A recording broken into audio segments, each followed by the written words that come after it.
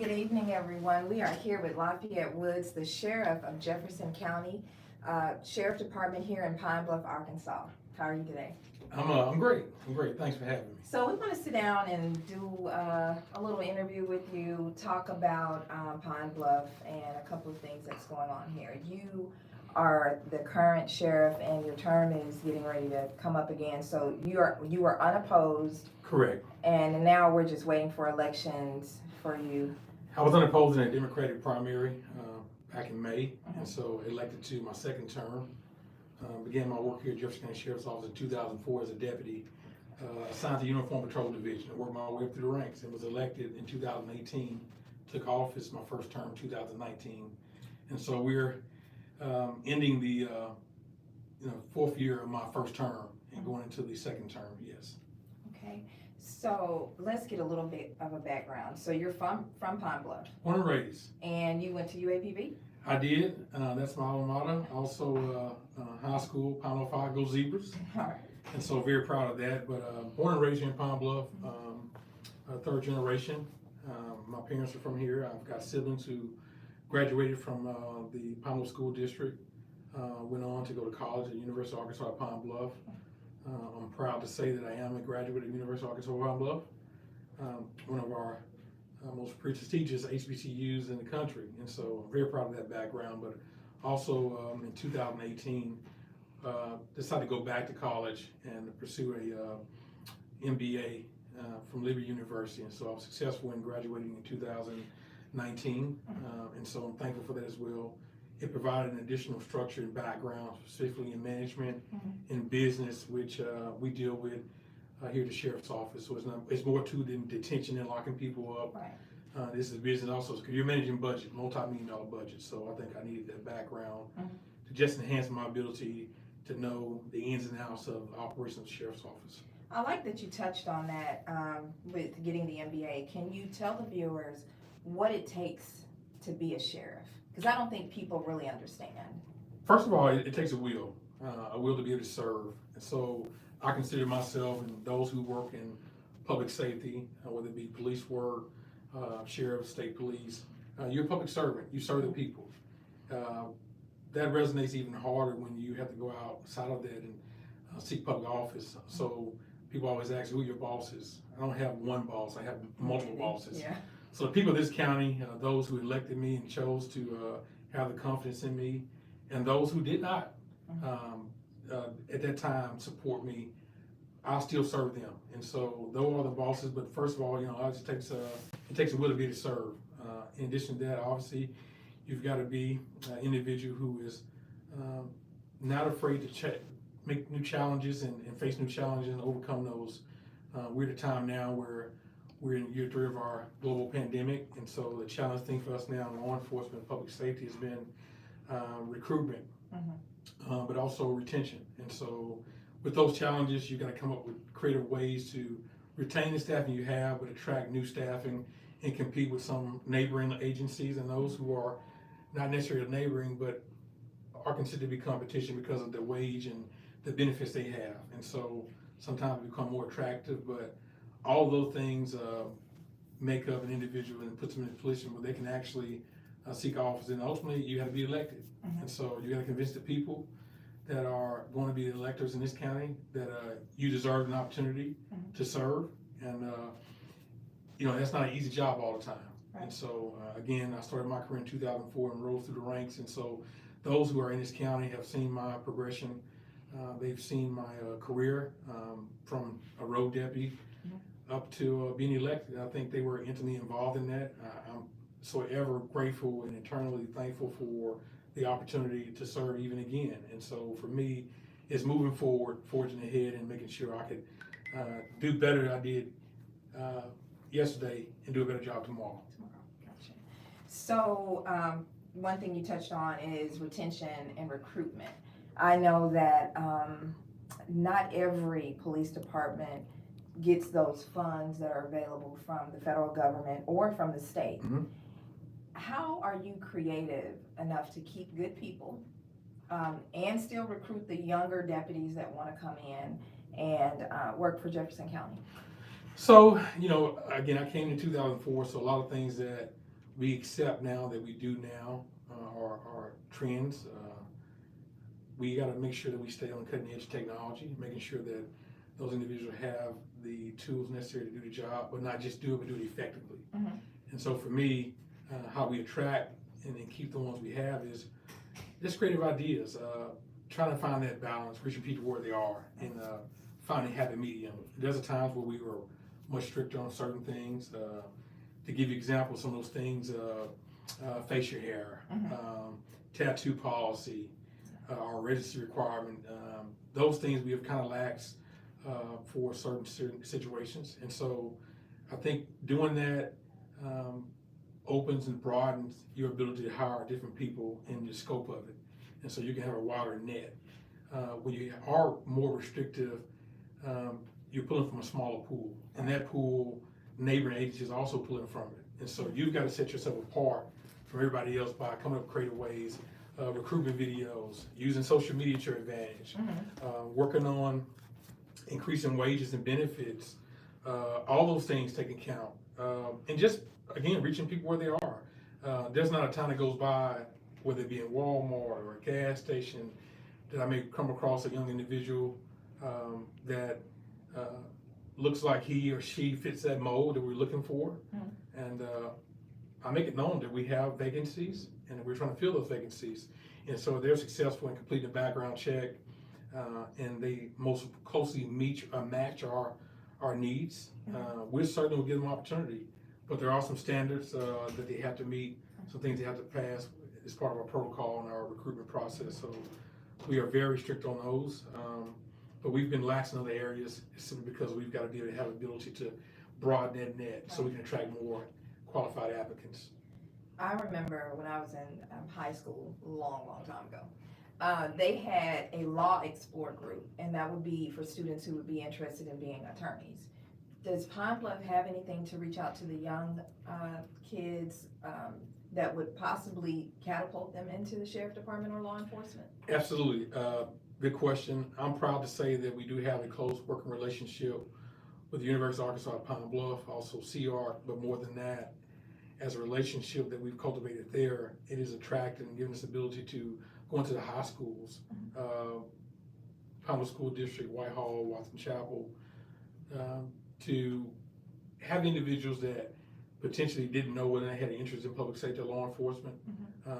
The City of Pine Bluff, we've partnered with them for several years, the Summer Youth Employment Program, where actually we hire high school students and even freshmen and sophomores in college to come in and work in any one of our 9 divisions, whether it be operations or civil, to see what we do exactly, and they get paid for doing that. So it's almost like a high school internship, if you would, but they get to see firsthand what we do from the ground level, whether it be patrol, whether it be warrants division, our civil division, even investigations, our forensic side, our technology side. They get to see all of it. We've even had internships that we've offered, public relations, where they've been very crafty in controlling or creating social media campaigns for us for various seasons of the year. And so those things are what we do to make sure that we can attract those young kids much younger, even if they're not at the age yet to legally be able to go into this field.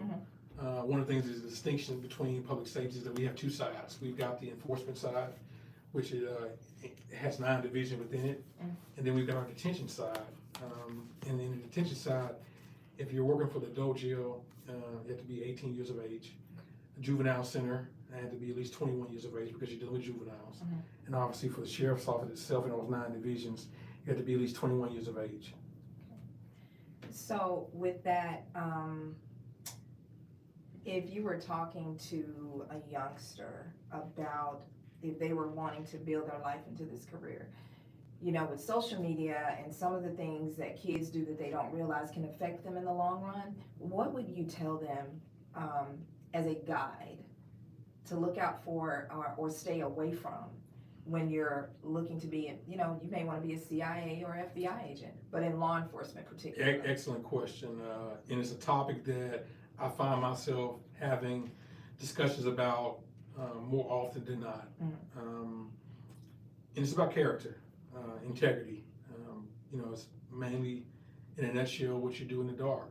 And so when nobody's watching, the natural you, who you really are. Mm-hmm. And so for us, it's vitally important that we stress to high school students, grade school, that social media now is not censored. Right. It's not censored, but also it's being monitored. And it's not being monitored just by parents and guardians, but also potential employers. Mm-hmm. And so we ourselves, we want to make sure that we know who we're hiring, because ultimately we're entrusting those individuals to go out and effectively have so much power that they affect somebody's freedom of movement, if you would, affecting constitutional rights. And so we got to make sure beyond just what we see on paper that we're doing our due diligence and digging down into your background to find out who the real you are. And we know that sometimes people, when they even ask for references, they're not going to put down somebody's going to give a bad reference. Right. So we oftentimes go beyond the scope of what's been printed on the application in the background process and actually talk to people who you didn't list. We Right. may talk to references you listed and say, hey, do you know anybody else that knows this individual? Mm-hmm. And talk to that person and see what they say. Right. But stressing to the importance of making sure that when you're on social media, watch what you're liking, Mm-hmm. watch what you're sharing, watch what you're posting, Mm-hmm. and more importantly, watch what you're recording. We're in an age now where I tell my deputies, when you're working, always condition your mind that you're being recorded at all times. There's Right. always a camera on you. Right. Because just that quickly somebody can go Facebook Live Mm-hmm. and other social media platforms and have a live video you out there doing something you shouldn't be doing, Right. something that's questionable. And when you're in a position of public trust, public scrutiny is something that most people, they don't have any idea unless they're in this position. And so it matters. Some people say, well, I don't care what people think about me. When you're in this position, you have no choice but to think about it because you serve the public. Right. And so they are the ones who are grading you on the job that you're going to be doing, whether it be the sheriff or my subordinates. And so for me, it's important to stress the fact that we should be very cognizant of what we're printing, Mm-hmm. what we're posting, what we're sharing, what we're recording, what we're liking. Those things are important because 20 years later, It can come up. that video can resurface, Yeah. that post you like or share can resurface. Right. And that may make the difference between you getting a job and somebody else getting a job. Right. I'm glad you said that, public scrutiny is a really hard thing to deal with. It is. And I know for a while, because you are the sheriff and the jail is controlled by The the sheriff. sheriff. So Correct. I know there have been some issues in regards to the jail. Can you touch on that a little bit about how difficult or not it is to be able to run a jail sufficiently, maybe without not having all of the resources that you need? It's twofold. Jail operation is a whole different monster and a direct purview of the sheriff. I've talked to my colleagues across the state on a weekly basis on the challenges that we face, just because initially you want to think that is it just within your control, just your area, Mm-hmm. just your purview. But when you talk to sheriffs across the state, my colleagues, they all share the same story. Challenges of recruitment, retention, overcrowding. Those are the issues that we face. Also, we're dealing with the human element. Ultimately, when it comes to detention and sheriff operations, the buck stops with the sheriff. But I can't be in 10 places at one time. Right. And so I employ good staff on the onset to make sure that they're doing what they need to do to make sure that people are being safe, but also that we're being effective, efficient, and productive. And so for me, it's important that we go through the background process, make sure we're hiring good people, Mhm. but more than that, providing the necessary training so that we don't have incidents where public scrutiny comes to play. Mhm. But I also do know equally, and it's equally important to understand that I don't expect the general citizenry to understand detention. Right. There are certain people who would like to drive conversations towards the jail being this just horrible place, which there's some good to take out of that because we want people to think that because Right. we don't want you to come back. Right. If I was a sheriff and I can tell you what could you do without, what would you like to do without? In a perfect world, if we didn't have a jail and people didn't commit crimes, this job would be greater to serve in than it would be having those issues. But it's part of the job. And so it's not a easy job. It is a difficult job. And so you got to find that balance between, even during COVID, beginning back in 2019, you know, at one hand, you know, you got people criticizing the fact that people are being locked up for, you know, things that are making me considered mundane or minor. Then when we're not doing that because of COVID, we had these restrictions. People complaining about people were not being locked up for those mundane things or misdemeanor things. Right. And we've got to adjust and find that balance. But also, as a sheriff, I have a constitutional duty and moral obligation to make sure we keep in a good balance. And so our maximum capacity is 316 in our adult jail. To date, we are at 88% capacity. And so for me, the balance is making sure that I save space for individuals who are those hardened criminals that need to be locked up. My team right now, for the last 2 days, have actually been out on a death investigation. And so ultimately, if we determine that there's a foul play or determine that it's a homicide, certainly we got to have room to lock that person up. Right. If I take every misdemeanor that's stopped for whatever the reason may be, and it's a citable offense, but also an arrestable offense, and officers don't use their discretion to cite and release, and they instead want to arrest that person, it leaves less space for me to work with on those serious violent felony offenders that should be locked up, that will be locked up under this administration, but more importantly, that the citizens expect to be locked up. Right. And those people are going to rob and killing, assaulting individuals, domestic battery, those things that we look forward to having adequate bed space and jail space to be able to lock somebody up. Right. If I just open the doors up, we wouldn't have that space. And then people complain about that. Well, we don't have enough space. Well, yeah, because we locked everybody up for things that could have been cited. And ultimately, when you cite somebody, individuals need to understand that just because somebody is cited and released does not mean they're not going to have to answer for those charges. Right. I think it's symbolic for some people to say, well, I was a victim, I just want the person locked up. But understanding that a bond is not supposed to be punishment. Right. It's just to ensure that person's appearance in court. Right. And give you an example that if I arrest somebody and bring them to jail, there's going to be immediate bond depending on what it is, as long as it's not a felony. And even on those, at some point during the first appearance, within that 48 hours, they're going to see a judge and have a bond. And so we can't keep them beyond that. Right. So if you know it's going to be something they're going to immediately have a bond on, we're going to inconvenience people or symbolically just be to say we locked them up, have them go into jail and bring them back out an hour later because they got a bond. Right. You know, I understand, but we've had that balance, and we've had to kind of, I would say, alter some of our intake rules because of COVID, because of that balance. And what I mean by that is, for a time there, we were not taking misdemeanor thefts and things of that sort.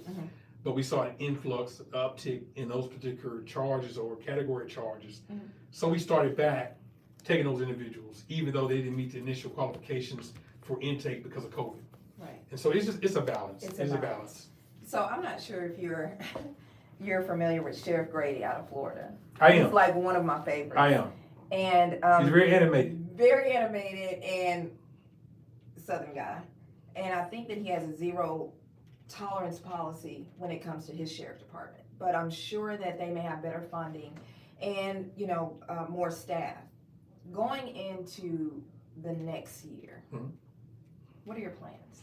So focus, obviously, and I've talked about this during my re-election campaign, focus is certainly going to be focused on retention and recruitment. We've got to do that. It is something that is a work in progress because of where we are. And certainly, I can tell you, we're not alone in that. We've got 74 other counties that we've got to deal with, and they're dealing with the same challenges. I hear the stories every day and every week when I meet with sheriffs across the state. And I'll be honest with you, we are in a little bit better shape than some. I talk to some sheriffs and I almost want to stop the conversation because it seems like I'm complaining. But they have a lot less, some of those counties. But we have some counties that there's no end. We have those individuals that are part of the legislative branch of government who understand the vital importance of putting public safety at the forefront and making sure it's a top priority. I don't really see that here. We have not really seen 100% support for public safety. That's what's lacking. And until we do that, and we put a focus on that, and providing namely those things we need, finances, the ability to support deputies, so we don't have them going other places, losing deputies. those things have to be placed at the forefront of what we do, because if we don't take care of our own, how can we take care of the citizens? Right. And I gotta make sure I have the resources to be able to do that. And so this is something I've talked about much of the first 3-4 years of my term. And so I think a lot of it's falling on deaf ear, because it's not until something catastrophic happens, everybody wants to be concerned about it and say, oh, okay, the sheriff didn't have what he needs, and let's do this. But if we do this on the front end, we don't have to worry about the back end. Right. That's the important part about making sure that people have the proper and adequate funding they need to be able to do the job, but not just do it effectively. Because I don't just want to do a job to say I did it. I want to make sure I'm doing it effectively. Effectively, yes. So you seem like a very transparent sheriff, and we want to thank you for sitting down with us on Spotlight today.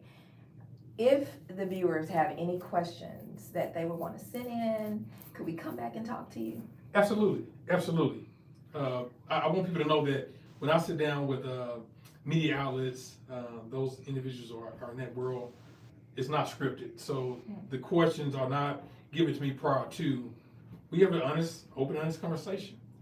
You can talk to any media outlet that has known me, even from my days when I served as the primary public information officer for this agency, as a up and coming deputy. I was one of the most accessible ones, and open and honest, transparent ones. And so what I do understand is that when things happen, we gotta have accountability. Right. And so for us, accountability looks like identifying what the issue was, correcting the issue, and doing your level best to make sure to ensure that doesn't happen again.